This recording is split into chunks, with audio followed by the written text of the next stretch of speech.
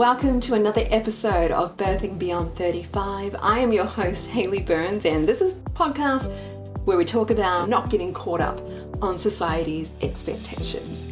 Today, I speak with Rosalind about her journey, which led her to having her first baby at 35, and the trauma she endured having to deliver a breeched baby via C-section and the postpartum anxiety which followed.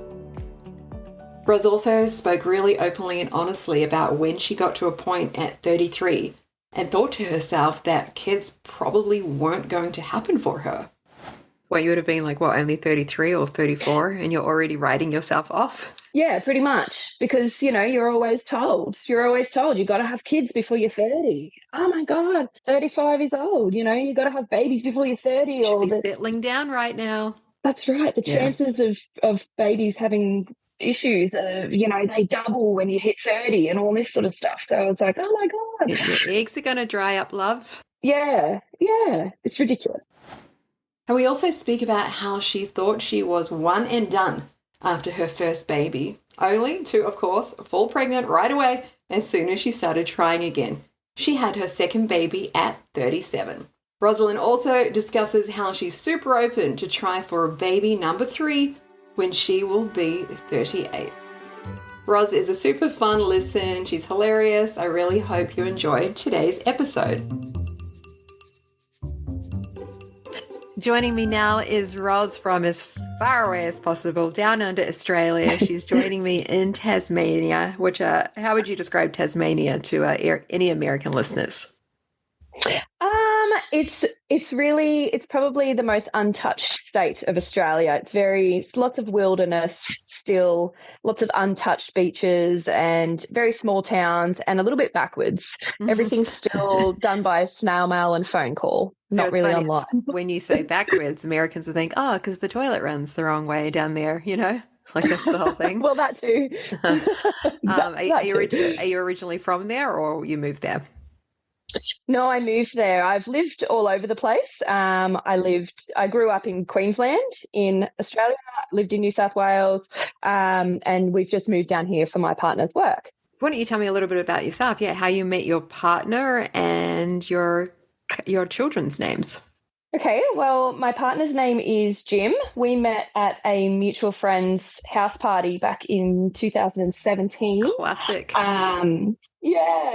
It was just a housewarming party. My best friend at the time, it was only meant to be a one-night stand. Mm-hmm. That's what all the greatest loves end up being.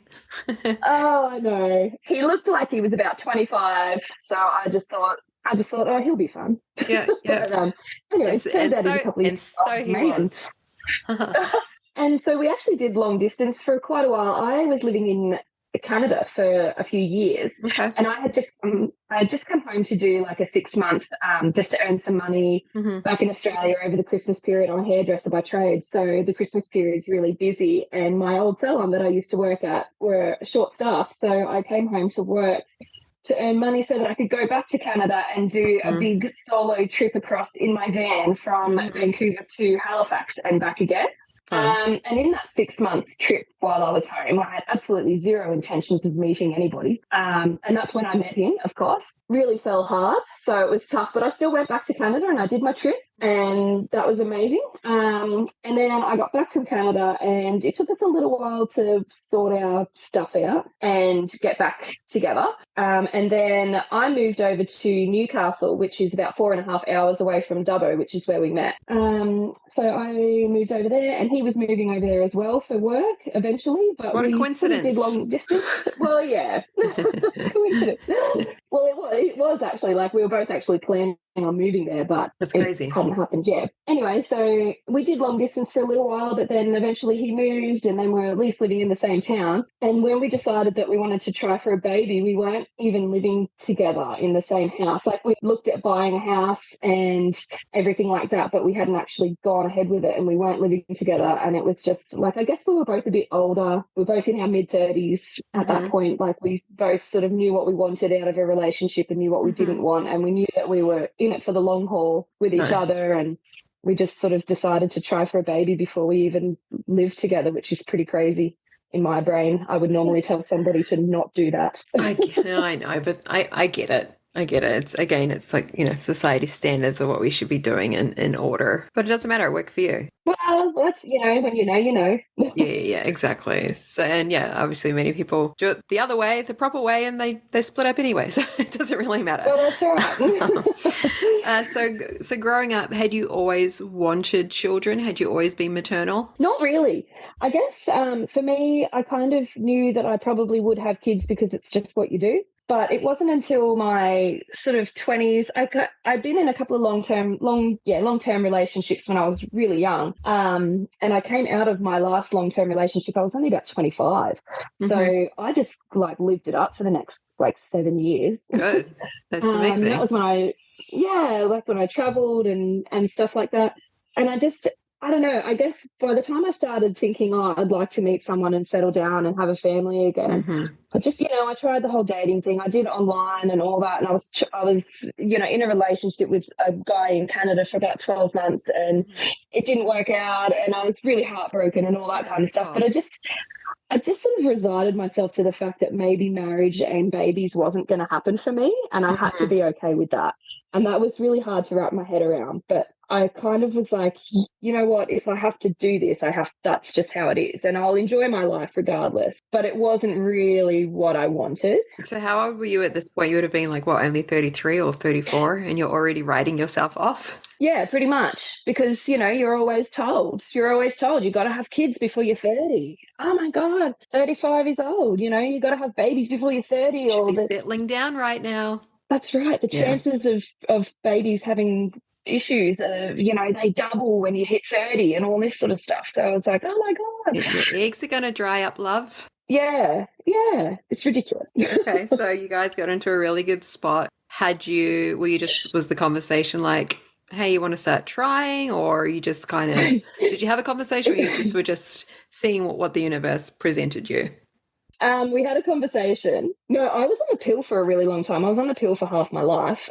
Basically, I went on it when I was 14 because I had really painful periods. So I just continued with that. So we had the conversation before I went off the pill, and it was kind of basically me having a meltdown, which is not uncommon. I owned a hair salon in Newcastle at the time, and I'd owned it for a couple of years, and I was kind of just not really enjoying it very much. And we were having a conversation about it, and I basically just broke down, and I was like, I hate this. I'm not enjoying it anymore, and I want to have a baby. And Jim just kind of stopped in his tracks and looked at me, and he's like, really? And I was like, yes. And I thought he was going to be like, whoa, but I'm not ready. I'm not ready, babies. What? But instead he was like, yeah, okay, let's do that then. Cool. And I was like, gosh, I think he'd actually been waiting for me to give the green light. Because he wanted kids. He wants a football team. Yeah. Yeah. So it was really, I was quite shocked by his reaction. And so we decided that night that at the end of my cycle or the next sort of, bleed, I would stop taking the pill and we would start trying. So, okay, you're coming off the pill. You've been on it for, I guess, almost, 15 years plus. How did your body, adjust to that, and how quickly did you fall pregnant? Well, the painful periods returned. Oh, wow. So that was like, yeah, okay, my body hasn't really changed in 15 years enough to get rid of that. It took about 8 months. Okay. And I was 34 at the time when we made the decision. Once you're over 35 and if you've been trying for 6 months and nothing's happened, then you should go and get tested and make sure everything's okay and blah, blah, blah. Because he was over 35 and I wasn't, but I would have been soon. So after the 6 month mark, we did go and get tested to make sure that everything was okay. And we were both fine. We were totally fine. I remember being in there and the sonographer who was doing the ultrasound was like, why are you here? You're fine. You're 34 years old. So when you say tested, they were checking your egg counts, checking your ovary, checking everything is healthy, correct? Yeah. So it was an internal ultrasound for me. And just checking my ovaries, my follicles. And I guess I I didn't really understand. I could see on the little screen that some little circles and things. And he was just sort of explaining that, this is what this is and this is what that is. But you're fine. Like, why are you here? Kind of thing. It was really like, oh, okay. So, like, did you ever get your AMH levels checked, like your ovary reserve, your egg reserve? Oh, I can't remember, to be honest. No, that's good. So, you go. Sorry. I just remember him. No, I just remember him saying like everything looked really normal and really good and really healthy and all that kind of stuff. So yeah, I'm not quite sure what they were. Okay, interesting. And then what did he get tested? He got his sperm count tested. So he went into the little white room with his little cup and his magazine. What a treat. Had a much better time than I did. That's funny, honestly. Yeah. God, they always get it better. Oh God, yeah. Okay, so 8 months. How was 8 months it's taken you to get pregnant? What was your kind of mindset in that 8 months? Were you feeling positive? Were you being a little bit like, oh, maybe, thinking the worst? Or were you just chill? It hasn't even been a year. No, I was like, I'm the kind of person that when I want something, I want it yesterday. Yeah. So for me, it was torture. 8 months was torture. And actually, so we decided to start trying in September 2019. And so 2020 hit. We bought a house in January 2020, moved in together, and then the pandemic hit. And, I was just, I owned a hair salon. It was awful. And so I just remember that it was the most stressful time of my entire life. And, everything you read and everything you're told is it'll happen when you're not stressed. And I'm like, okay. Just don't think about it. Just don't think about it. It was all I could think about every day. How can you not think about it? I know. Every day I was probably monitoring your ovulation. Yeah. Checking my app to see when I'm ovulating next. I was probably a bit psycho about it. I was lucky that my periods did sort of regulate pretty quickly. That's good. I wouldn't say you're psycho. I'd say that you're just aware and you're taking that knowledge and you're using it. Yeah. It's not psycho, it's being smart, if anything. Okay, so what was that moment like when you first found out you were pregnant? Well, I actually had a very early miscarriage. So the first time I found out I was pregnant, it was actually really, because this might be TMI, but that's what I'm all about. No, that's what we want. Yeah. So I actually was on the toilet and I peed on a stick. And I saw the 2 lines came up and I was absolutely ecstatic. I was so thrilled. I remember crying, happy tears. And then I went to wipe and there was blood. Wow.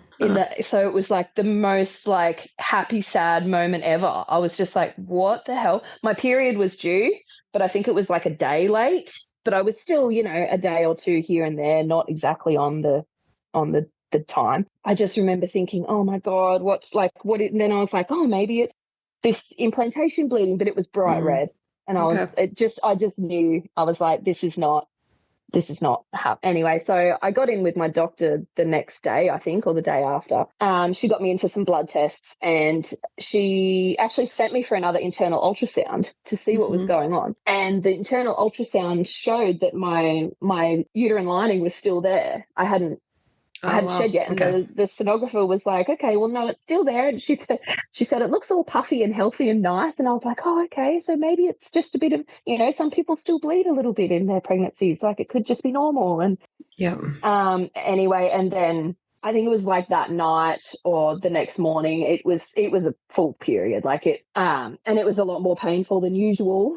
And there was a lot more blood. And it was just I just knew this is not normal. Anyway, my blood test showed that I think it was the LH hormone or that was not, it was high enough to say that I had been pregnant, but not high enough for it to be, what do they call it?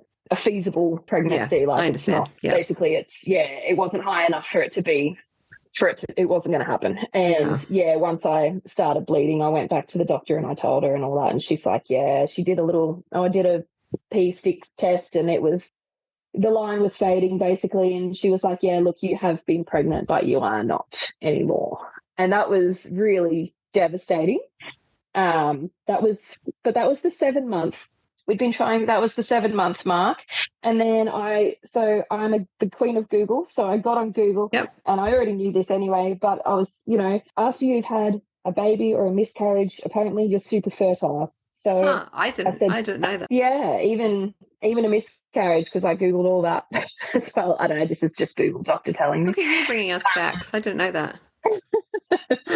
And so I said to my partner, I was like, right, well, let's just try really full on this month then. Mm-hmm. And if it doesn't happen, then I think I need to just take a moment, kind of try and take a moment. Yeah, get it out of my head for a little while, because I got a lot of other shit to focus on right now. Like, so this was March 2020. Mm-hmm. And then in April 2020, probably the most stressful month of my entire life, I shut my salon for a couple of weeks due to the pandemic. I had to try and figure out a way to pay my staff and keep all my bills paid and keep myself afloat. I was just totally stressed out like crazy. Bam, I fell pregnant.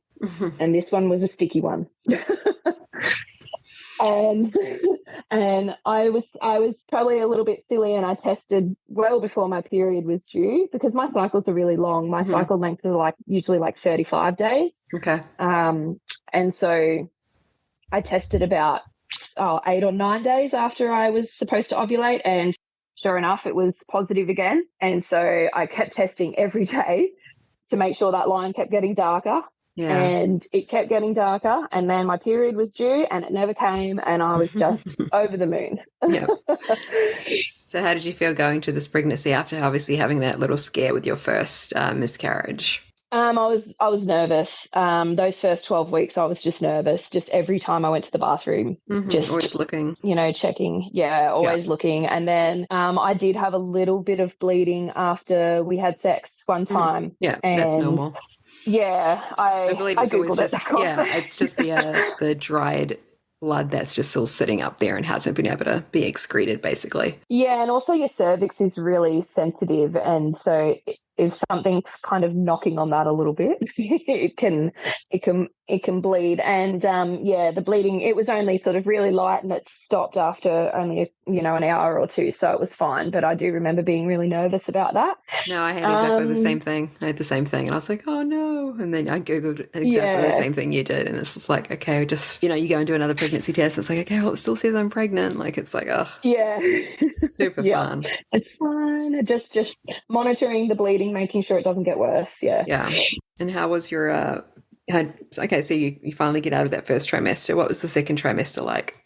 It was a breeze. I was good. I think I got these weird dizzy spells a couple of times. I think around 20 weeks I had a really weird dizzy spell when I was halfway through a haircut. And so I had to go and sit down, and that was pretty ordinary. I was a bit scared to drive home, so I got my auntie to drive me home. She just lived around the corner, so that was good. But other than that, I didn't really have any issues. Everything was fine. I gained a healthy amount of weight. I ate well. I was pretty nauseous in the first 3 months, but not too bad, not bad enough that I couldn't function well enough. And second trimester was really quite good. I started to show, and I was just really getting dressed every day and taking photos of my bump and all that sort of stuff. Was really quite exciting. And I guess, so you're 35 at this point, correct?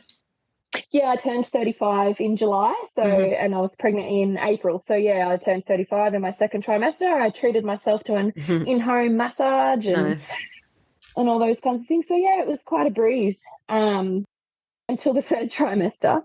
I will just quickly interject. And how were you feeling? I guess your birthday ticks over, and I don't know if you were dealing with a doctor or a midwife, but what was their kind of language like towards you when you had hit that 35 advanced maternal age number? Benny, I guess because I had fallen pregnant before I was 35,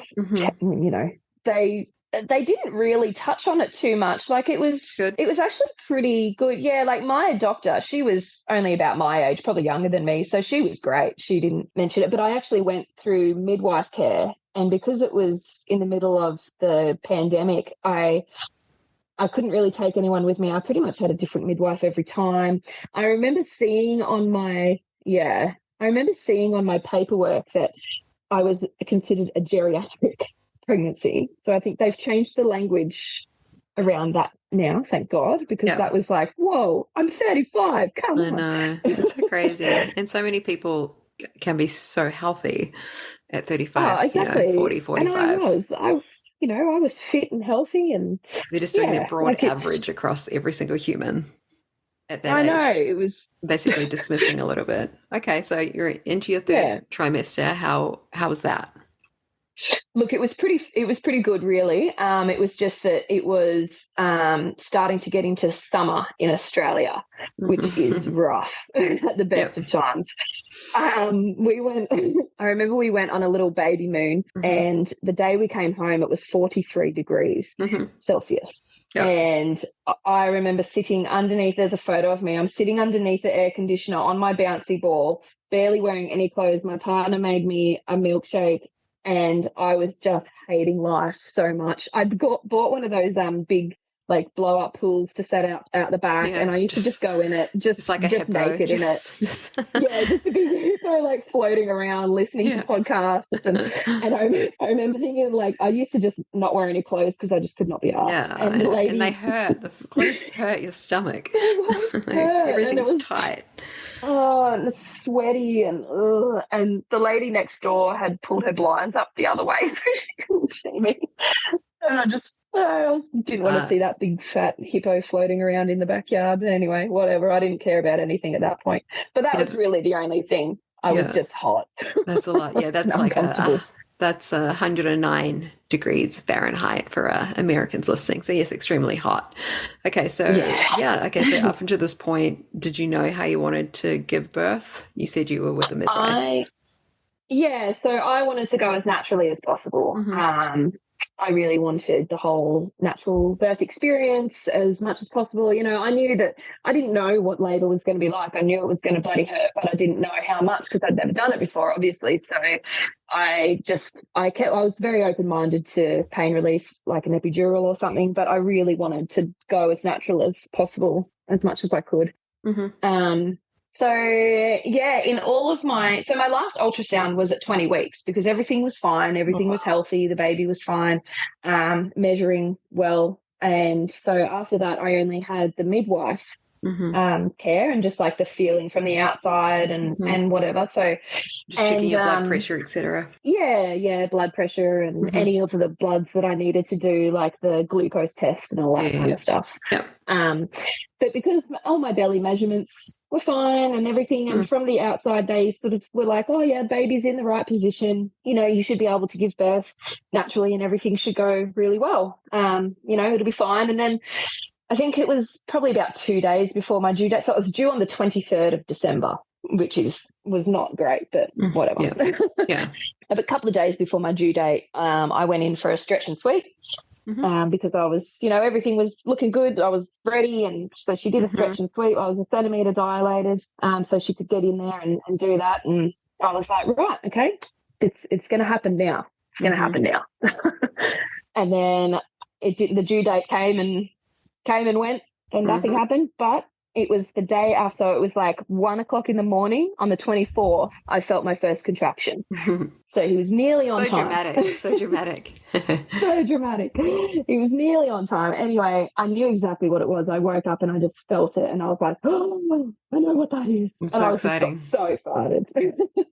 Anyway, so I just thought, no, I'll just go back to sleep, see what happens. Anyway, exactly 8 minutes later, I had another one. And then exactly 8 minutes after that, I had another one. And I got up. I let my partner sleep. I got up and I got the contraction timer out and all that and was all excited about it. And anyway, of course, it sort of all fizzled out after only an hour or two. So that's annoying, but I guess it's happening.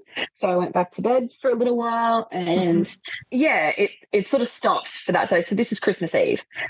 And my partner woke up, but, he gets up stupid early. And he was like, where have you been? What's going on? And I told him that I think labour might be starting. And I didn't want to tell him because he's the sort of person, he'd be like, right, you're in labour, quickly, go pack the bags and get to the hospital. So I was like, no, I didn't want to tell him because I just wanted to, Didn't need that hectic energy right away. No, I wanted to be calm and have a bath and, all those things. And so But then it all stopped anyway, so I was glad I didn't wake him up, because I was like, well, at least one of us might as well not be super tired Yeah.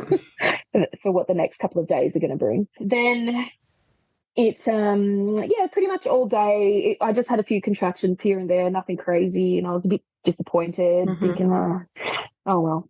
Anyway, so we went to bed that night, and about 11 o'clock or 11:30, I think, that night, it just started like bang. And they just got more intense and closer together, and everything was feeling very textbook. So it was nice. I was like, well, it wasn't nice. Yeah, you weren't surprised. You weren't surprised by anything. You were kind of prepared. Yeah. So it was good. And then I think, so from 11:30 that night, we did all the things. I had a bath. I had a TENS machine. Obviously not in the bath, but I didn't find it worked very well. I didn't really like it. Why don't you explain a TENS machine? Because I was aware of it because I was, plugged into Australian labour and delivery and stuff. In America, it's really not a thing or something that people talk about or use. So why don't you give it a little description about a TENS machine and what it does? So it's basically just, it just kind of sends pulses through your body. So you get like the little sticky pads, and they attach to like a little, like a button, remote control kind of thing. And you just push the button, and it basically sends vibration. It basically just feels like it's vibrating, but sending pulses through your nerves. And you put the sticky bit on like your lower back, where you might have the most pain. And you kind of stick them through on your back and things. I think some people put them on their stomach. I'm not sure, but I didn't really want to. Yeah, I don't know, it just kind of irritated me more than anything. It's like those massage chairs that just vibrate. I don't like them. Some people love them. I don't. So you gave it a try. It was not for you. Yeah, I gave it a try. I didn't really like it, so I just took it off and had a bath instead. Which I really like. I really enjoyed baths throughout my pregnancy. Yeah, I did too, because my hips were always aching, and boy, was I running up the water bill, because it was just like, because you can't have ibuprofen or anything, and so it's just like, oh my god, I'm aching. What can help me? And it was always a bath. Just sitting. I would sit in a bath for like an hour. Just to be weightless. Just to take the weight off. Weightless, that's it. And I thought I'd really enjoy it during labour as well, but I didn't really. Oh, well, okay. I just felt uncomfortable, because I was kind of, I guess because you're laying backwards, and I felt like the pressure on my back was not, it wasn't, it was kind of making it worse. So I actually found like kneeling over in the shower was better, but then I found it hard standing up. I actually always found in both pregnancies, actually, on all fours over a birthing ball is probably the most comfortable for me, because it's also that weightless feeling. Okay, so you've done the bath. Where are your contractions now, and is your midwife coming over? Like, what's going on? So things are starting to get a bit hectic. We're living in Newcastle, so we're about 20 or 30 minutes away from a hospital. And so we decided to just go to the hospital. It was Christmas Day at this point, 5 a.m, Christmas Day. We go to the hospital. I had a student midwife. I know prior to that you said you were interested in having a very natural birth. Were you ever open to like just trying to do it at home, or were you always planning to go to the hospital? I was always planning to go to the hospital. Okay. I'd considered a home birth. My partner was very against it. I was very against it at first too, but then after doing some research, I was like, oh, maybe. But I just thought, first baby, I just don't know. Yeah. I just don't know. And so I thought, no, hospital birth, but you can still do it naturally in the hospital, and then maybe the second time round. Yeah. I think I was just a bit nervous, but also like as chill as I could be about it. Yeah. And so we get to the hospital and everything stopped. Okay. Of course. Did they send you home, or? They sent me home. They did an internal check again, and I was still only 1 centimetre dilated, so I was really disheartened at that. It sucks. It sucked. And I think while I was there, I lost my mucus plug, so I was like, okay, something's happening.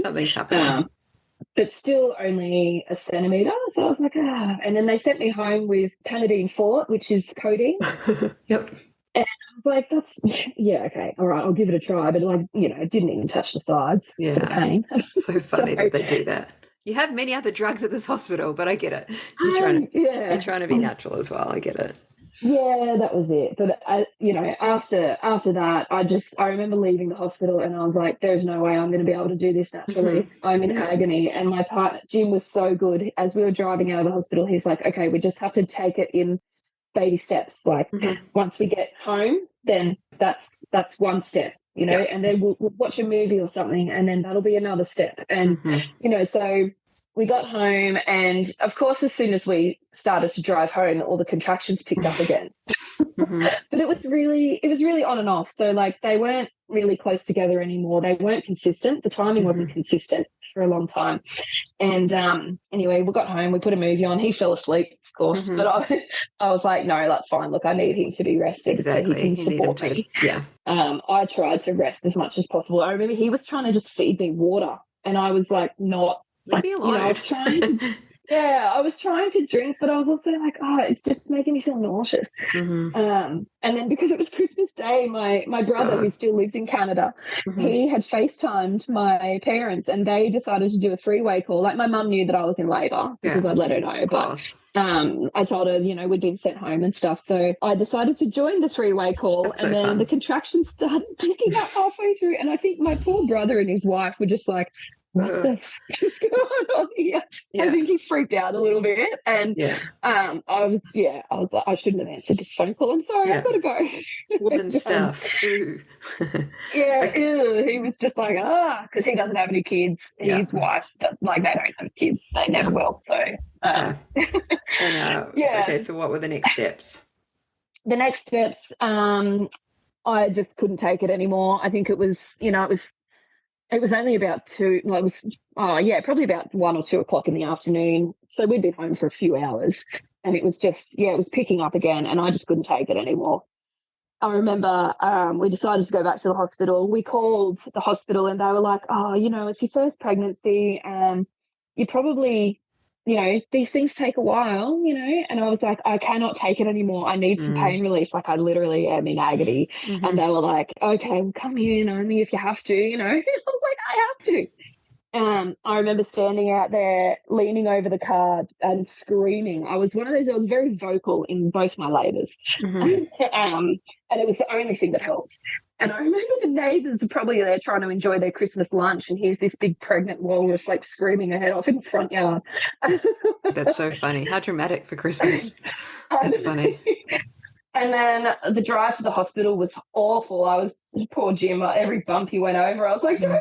I was just like, I can't help it. I was throwing up in the car. Like, it was just horrendous. Oh, no. And we got to the hospital, and then I had to stop between the car park and the front door about 5 times for a contraction. And there were people around, and they were like, oh, my God, is she okay? Is she going to have a baby in the car park? And so then one of the nurses rushed out with a wheelchair at one point and was like, somebody said that you really needed help. And, then they wheeled me up to maternity, and I was like, oh, thank God for that. I don't know if I would be able to walk up there. But and then again, once we got there, everything stopped. Oh, my goodness. I was so frustrated. And then, anyway, we get in there, and I was just like, what is going on? Like, this is ridiculous. This isn't normal. And they're thinking I'm just lying and I'm so dramatic. Yeah, like they're thinking she's just being dramatic and crazy and exaggerating and all this. And then, and I was like, wow, what is going on? This is like something in my brain was like, this isn't right. This isn't normal. It's been 2 days. Like, this is not okay. And then a midwife who was a bit older, perhaps, I don't know, maybe a bit more experienced or whatever, she had a good feel, and she was like, hang on a minute. And then she's like, do you mind if I do an internal and like do another stretch and sweep and have a really good feel around in there? And I knew that in her brain something wasn't quite right. And I was like, oh, God, yeah, please do whatever you need to. And anyway, she got in there and she had a good feel and stuff. And she's like, I need to get an ultrasound machine because I think you have a breech baby. Oh, what? Oh, my God. Wow. Ugh. Okay, so I remember you saying you had your ultrasound week 20 and then no week ultrasounds, 20. Just your midwife. No ultrasounds. Yeah. Wow. So was that just I guess because your midwife just felt you never needed to? Did you never want to like just take it in your own hands and go and have an ultrasound and just see, or you just were taking your midwife's advice? Well, I just didn't know, and I was taking their advice, and because it was COVID, you sort of, they wanted to limit your face-to-face appointments as much as possible. And, I just took their advice. Everything felt fine. The midwives were confident that everything felt fine. Yeah. And I had a student midwife as well, and she was very confident that everything felt fine. So I wasn't worried about it. And did you just, were you just like, oh my God? Yeah, I was. And I was like, I hadn't felt any big shift or change. And then I was like, oh, maybe it's just flipped. Like, and we didn't know what we were having either at the time. And I was like, maybe it's just flipped. Or something. I don't know. Anyway, they got the ultrasound machine. The only one they could find was from like the 1950s. So it wasn't very clear, but you could definitely tell that's a head under your rib cage. Gosh. So, and then an obstetrician came in and she was like, right, at this point, your only option is a cesarean because we don't know the baby's breech. We don't know the measurements. We don't know how big it is. We don't know to play it safe. Anything. Yeah. So, yeah, play it safe, cesarean. I was like, oh, thank God for that. Can we just do it? That's good. Yeah. Let's just and, as much as I wanted this natural birth, I'd been in labour for a couple of days. I was in agony. I just wanted it to stop. Yeah. So I was like, whatever, just do it. That was at about 3 p.m. They said because it was Christmas Day, they were a little bit short-staffed. They had a few things scheduled in. The baby's doing fine. We'll schedule it in for 6 p.m. Can you go another 3 hours without pain relief and just the gas? And I was like, oh, yeah, okay, yep, I can. Anyway, 6 o'clock came and went, and then Christmas Day in Australia gets a bit hectic. People drink a lot and do stupid things. Yep, especially in Newcastle. Especially in Newcastle. I heard the Westpac chopper, which is like the rescue chopper, come in and land 3 or 4 times. God. It's for Americans, like Newcastle is by the beach. People are, getting caught up in the surf, getting caught up in riptides, getting a bit too drunk, getting a bit rowdy. So drinking. Dumb accidents. People are going to the hospital. They're taking up your time, taking your nurses. That's right. Families that haven't seen each other in years and they all hate each other and start fighting, all that kind of stuff. And so I didn't actually go in for surgery until 9 p.m. Okay. So it was 6 hours of more labour and more pain without any pain relief, just waiting. It was actually a lot more traumatic than I thought it was going to be. Walk us through the C-section. Well, the C-section was fine. Once I actually went in there, my anaesthetist, I remember she looked like she was about 25, and she was using terms like dude and man and like dude, you're going to be okay, and like this is what I'm going to do, right? And she's telling me about how she's going to stick a big needle in my back. She's probably really excited. This is probably like her big first shift, first responsibility. Well, I was like, oh my God, I hope not. But she was actually really experienced. That's good. And the needle went in without a hitch. Everything was fine. I was really nervous, actually, because my mum had 2 cesareans with my brother and I. Okay. And mine didn't go so well for her. Basically, the anaesthetic didn't work for her. She was just horrendous. And so I grew up with that as a birth story. Yeah. So when the cesarean word got mentioned, I did freak out a little bit, thinking that the anaesthetic wasn't going to work. And everything was going to be hell. But anyway, it went fine, and the surgery went fine, and everything was good.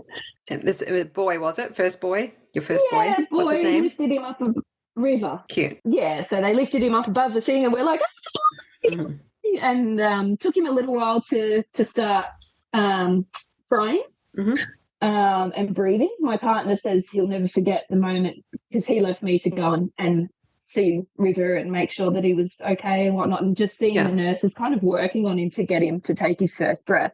And he just never forgets that moment that River just like just took his first breath, and his chest just like puffed out, and he was like, whoa, it was just cool seeing that. And I'm like, I wish I got to see that. But I was just, I thought I'd be really emotional and start crying and whatnot, but I didn't. I think I was just so excited, and I was like, hurry up and just give him to me. I just want to see him. I just want to meet him properly. And and so the surgery itself went fine.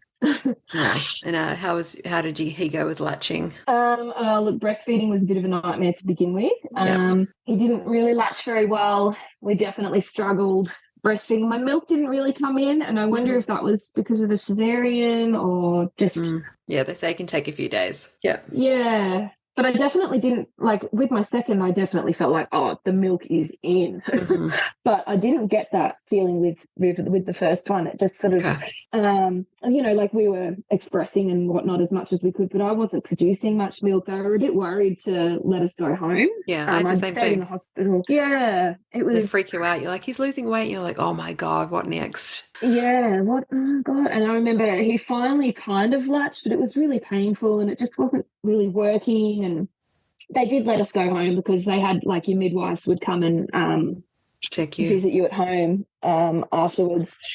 And yeah, I remember we were actually, my partner says we were hours away from giving up breastfeeding, and then we realised he had a tongue tie, so we went and got that sorted. And as soon as it was cut, he latched straight away, and he latched perfectly, and it didn't hurt. And I was like, oh my God. But that was like 2 weeks later. It's perfect. Okay, yeah, rough 2 weeks. I did feel a little bit. I felt a little bit failed by the system because a lot of the doctors and midwives and things, they don't recognise tongue ties and say no, it's not a thing. But for me, it was definitely a thing. Like, I nearly didn't breastfeed him because it was just so painful. And then as soon as his tongue tie was sorted, he was fine. Okay, so how soon after so now in your postpartum period, are you thinking, I'm ready to go again soon and give River a sibling? Or what is your kind of thinking behind your time frame? And are you wanting another child at that stage? At that stage, I never wanted another child ever again. Okay. I don't think I realised quite where I was at until we were at a wedding, and it was only 6 weeks later. Riv was only 6 weeks old, and we were at a wedding. And it's still so new. Yeah, it's funny. Like in the moment, you're like, oh, it's he's 6 weeks old, and you're like, I remember, I don't know, we went to like a birthday party, and I was like so traumatic and still like so hormonal at 6 weeks. I'm like, what am I doing leaving the house? Like, it's still so early. Yeah, we're at a wedding, and I remember having a bit of a meltdown that morning to my mum, just about the sleep deprivation was killing me. And I remember at this wedding, one of our friends asked me how the birth went and what had happened and stuff, and I just broke down and started crying. And sorry, I still get a bit upset thinking about it. Yeah, my partner was like, I think Jim was like, I don't think we've really, he's like, wow, I didn't realise, you haven't really processed the birth experience. I think maybe we should start looking at that. I think you should start looking into maybe some therapy and a bit of like I think I had a bit of postnatal depression or anxiety. I'm not sure. Like felt like I was on top of it, but I wasn't at the same time. Like we were just not the same person. No. And I think for me, like, I had done a lot of solo travel. I'd really prided myself on being this big solo adventurer, and I didn't need anybody, and I didn't need a man, and I was independent and strong, independent female and all this. And then all of a sudden you have someone who's 1000% reliant on you. You cannot ever leave them. It's like my life is never going to be the same.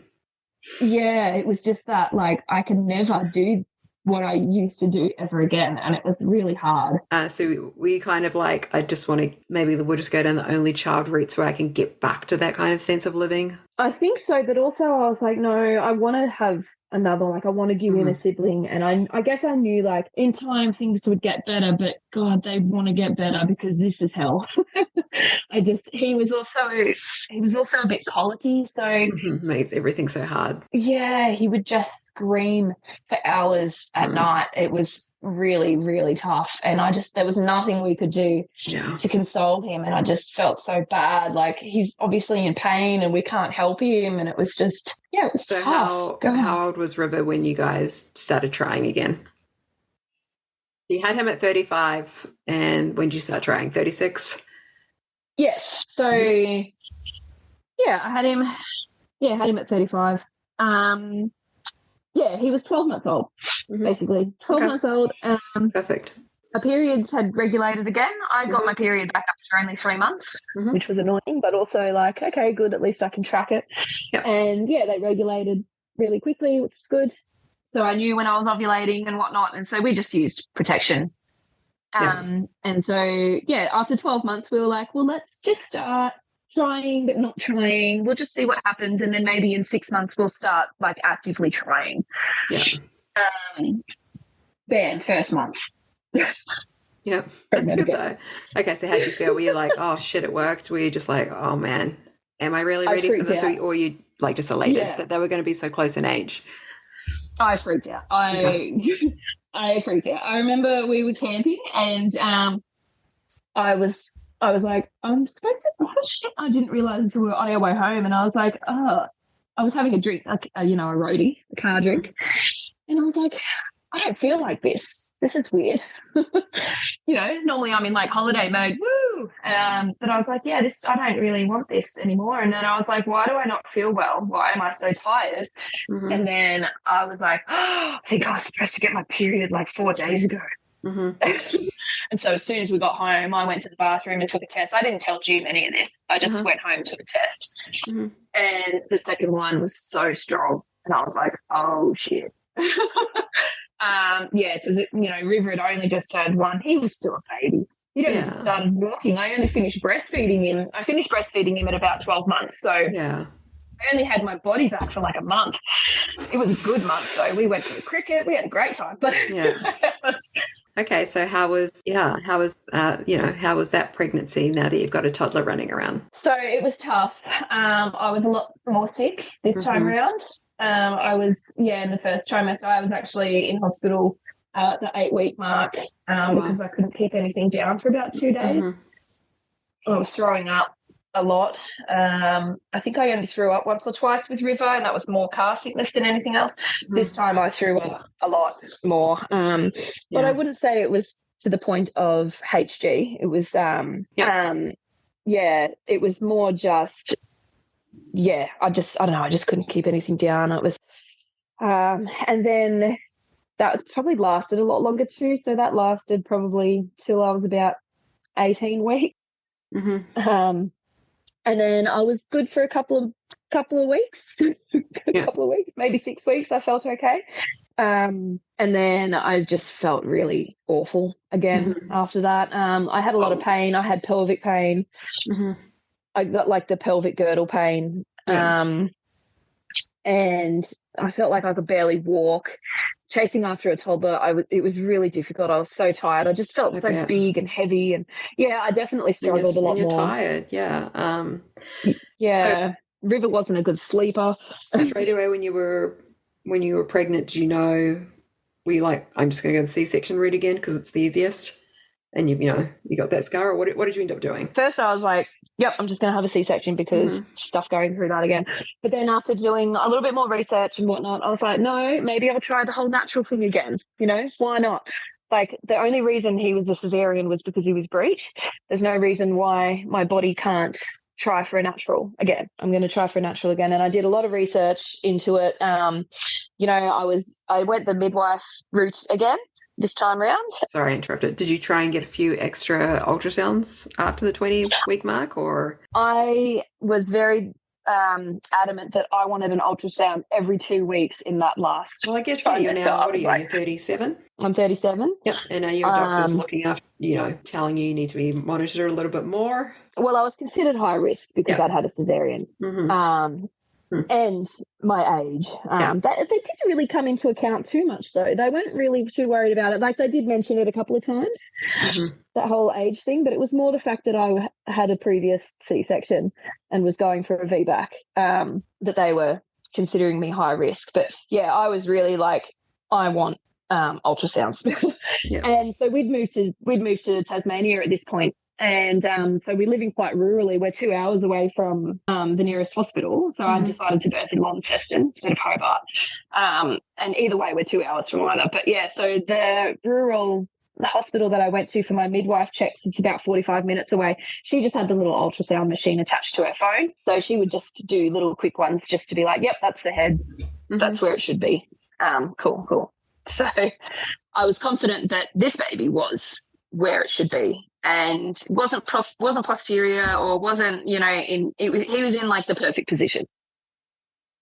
And so being 2 hours away from the hospital, I was a bit nervous about like how labour and everything was going to go. Like I guess we were a little bit kind of winging it because I was like, oh, look, I'm not going to be one of these ones that just has a quick baby. I'm not going to push it out in half an hour. I was pretty confident that was going to be the case. So I guess we just didn't know what we were going to do. Like we'd sort of thought, oh, well, maybe we'll just book an Airbnb or something in that last week. We were like, it was really hard to know. And because Tasmania is, for those who don't know, Tasmania is like an island state. So we're separate from the mainland of Australia. And So my parents live on the mainland, and so do Jim's parents. And we decided that my parents would come down and look after River while I had the baby. Mm-hmm. And so they thought, well, we'll come down when you're about 38 weeks, just to give you a bit of time either side. We'll stay for 3 weeks. So surely, because I didn't think that they wouldn't let me go over too far with a VBAC and my age and all that kind of stuff, that, they would have liked to have induced me before the 41-week mark, or yeah. What did you want to go? How far did you want to go? Like, how far was your comfort level to wait? I wanted to go as far as the baby was, until like the 42 week. He was also measuring really big. They kept questioning me about gestational diabetes, and I was like, no, I've had the test, everything's fine. But yeah, he was measuring quite big, but they also couldn't. Every time I went for an ultrasound, the due date kept changing. It got really confusing. It was sort of within a week still of the other due dates, and they can never predict it, obviously, to the T, because they never come on time. But yeah, it was sort of like, so I don't actually know when it is 41 weeks or when it is 42 weeks, Yep. So anyway. Exactly, yeah. My parents arrived. They arrived on a Wednesday, I think it was. Wednesday night, my water broke. So they got here in the nick of time. How did that feel, having to, experience your water breaking? Oh, it was not expected, because it's only a small percentage of people who's... It's like 10 to 15%, yeah.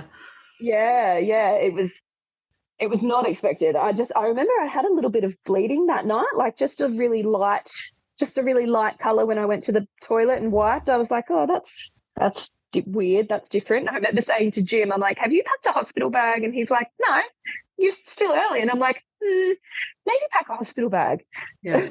Yes, and it's like, maybe you should. I'm bleeding. Yeah, maybe you should. Like, I'm bleeding a little bit, and like, lucky mum and dad are here now. And anyway, he was like, oh, okay. So he packed a hospital bag. Anyway, my water broke that night. It was crazy. The timing was just so... Yeah, it was almost like when mum and dad got here, my body just could relax, and it was like, okay, you can go anytime now. But I guess the timing worked out really well, because then they got the maximum amount of time here without kind of just sitting around waiting for me to have the baby.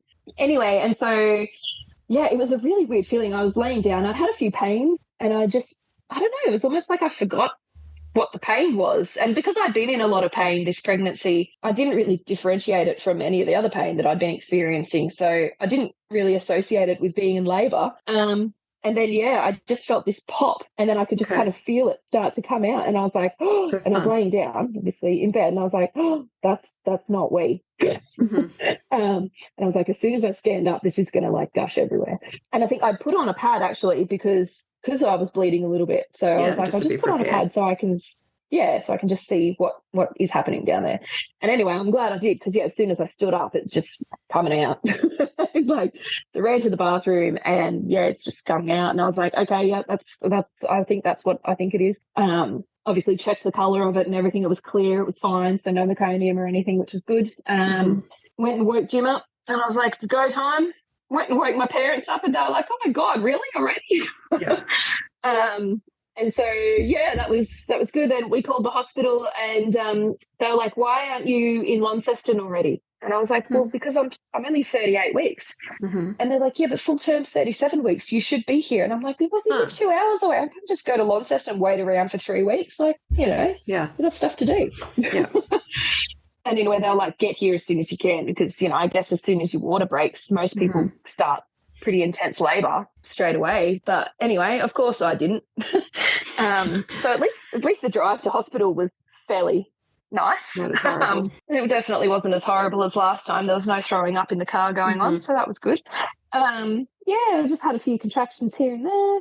Got to hospital, kind of just waltzed on in, and they were like, oh, we were expecting you to be like keeled over in agony, and like, I was like, no, I'm fine.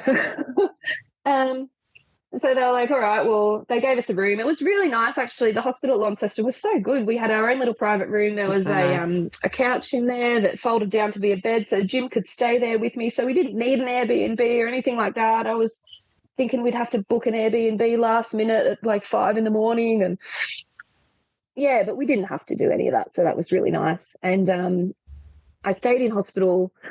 I was there for, I think like they kept saying, like, you know, if you don't go into labour soon, we're going to have to induce you because the risk of infection and blah blah blah. If your water's broken and all that is a lot higher if you know you can't get around with your waters broken for too long. Yeah. And so after a few hours, they had to start giving me antibiotics. Mm-hmm. And then I think they let me go as long as they could, which ended up being about 36 hours. Wow. So after 36 hours, they were like, look, we're going to have to induce you. Nothing's happening. And I was like, oh, well, there goes my natural birth plan. I'm surprised they didn't try and induce you sooner. They wanted to. Yeah, but you were just, no. That's so nice because sometimes American doctors don't really want to listen to what you say and they really force the induction. Look, I definitely would. I was definitely listening to them. I'm not super like, I know my body and my body knows best. I'm very much like, I will take the medical advice as well. Of course. And they were like, look, if you want to push it out a little bit longer, we feel confident that that's going to be okay. And I was like, okay. And, you know, obviously they were monitoring the baby and stuff like that. Yeah. And yeah, so I was like, okay, yeah. And then I guess it got to a point where I was like, well, I've also got a toddler at home, so I don't want to sit around here forever. So yeah, let's get it done. Yeah. So yeah, after about 36 hours, they hooked me up. I actually had a male midwife. Mm-hmm. He was quite young. So that was actually really cool. He was fun. Yeah. And then, you know, once you get hooked up to the drip, everything just goes from 0 to 100 pretty quickly. I remember we were watching Game of Thrones. We were halfway through watching the whole entire Game of Thrones from season 1 to season 7 or 8 or however many there were. Mm-hmm. And I was like, this probably isn't good for my oxytocin level. Yeah, exactly. And anyway, like we shut that off pretty quickly because the contractions just started to get really intense. Mm-hmm. And I thought, no, I can still try and do this naturally, even though I'm hooked up to every machine in Australia. Mm-hmm. It was like, there's nothing natural about this. It just didn't feel. Yeah. I get it. Anyway, I think I sucked it up for about 8 hours before I was like, I can't take it anymore. I need an epidural. Yeah. I was a screamer, again, very vocal. The doctors came in and were like, I know that, you know, I didn't mind, but they were kind of like laughing at me because they're like, we can hear you out there. And I'm like, shut up. I don't need to hear that. You can hear me out there. You don't need to tell me. Anyway, the anaesthetist was so quick, actually. They were like, wow, we've never seen them put an epidural in so quickly. Anyway, so he got it in like 5 minutes, which was awesome. Yeah. And then I was in heaven. The epidural was the best thing ever. I was really mindful of the fact I was like, I just have to be really zen now. I have to really let the oxytocin flow. Just relax. Yeah. Don't let anything bother you. Have a laugh. Have a good time now. Now you're not in pain. Like, let's just have fun. And I remember it was footy finals season, and my partner's really into the footy. Yep. And the finals were obviously on. I think it was a Saturday night or something. And I was like, let's put the footy on the TV. And he was like, is this a trick? Yeah. Am I going to get punished for this later? And it's like, no, you know, like I wanted to just feel all happy and stuff. So we put the footy on, and there's a photo. I had a doula as well, and she was taking photos, and there's a photo of me kind of like laughing, I think, through a contraction that I couldn't even feel. And he's like holding my hand, and he's looking at me, but his eyes are looking up at the TV. It's funny. You have to send it to me. Yeah, it's hilarious. I just relaxed into it. The midwives were there just kind of feeling my stomach through each contraction, and then they saw on the monitor that the baby's heart rate dropped, and they were like, oh, and it had only been about an hour or something, or an hour and a half, and she was like, oh, that's not good. Because when I got the epidural, she gave me an internal, and she was like, yeah, you're only 3 centimeters dilated, so let's do an epidural. And then after about an hour and a half, she was like, oh, heart rate's dropped, let's do another internal. I just want to check and make sure everything's okay.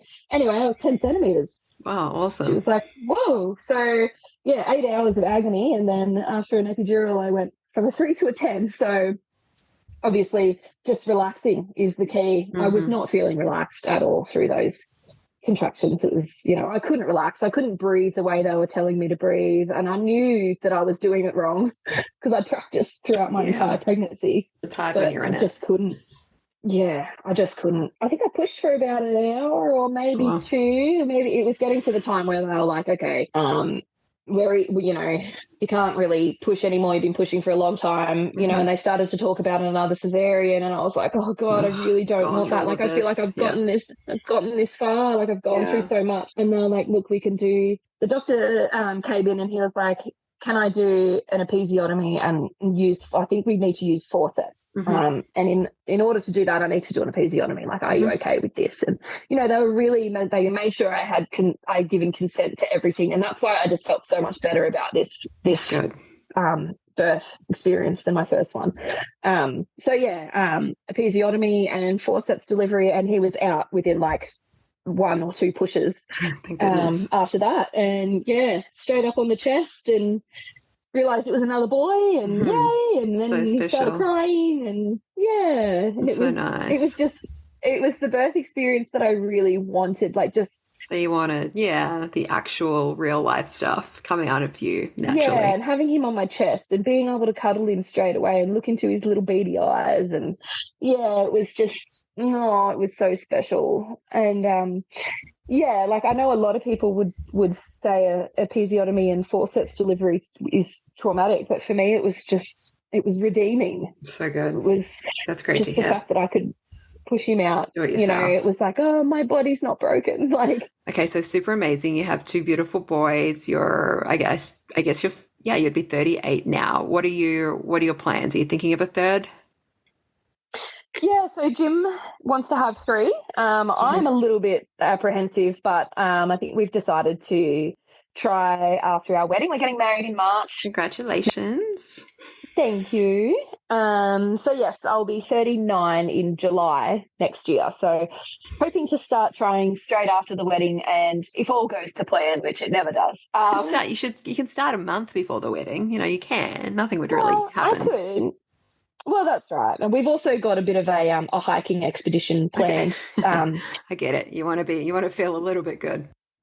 Yeah, it's like a 5-day hike, so I can't really. Yeah, if I'm feeling. So I have to ask you. Do you have any hesitation about your body's capability? Potentially giving birth at 39. It's not so much the age that I'm worried about. Well, it is a little bit. I'm worried about just because I struggled a lot through my second pregnancy. I just worry what the third one's going to be like. Well, it should just slip out, right? You're getting better and better. The third one should just fall out. Better. That's right. I had a prolapse after my vaginal delivery, so that was a bit rough. It was only mild, so it's pretty much recovered itself now, but obviously things never quite the same down there that they used to be. So I am a little bit nervous about how I'm going to birth the third one, if it happens.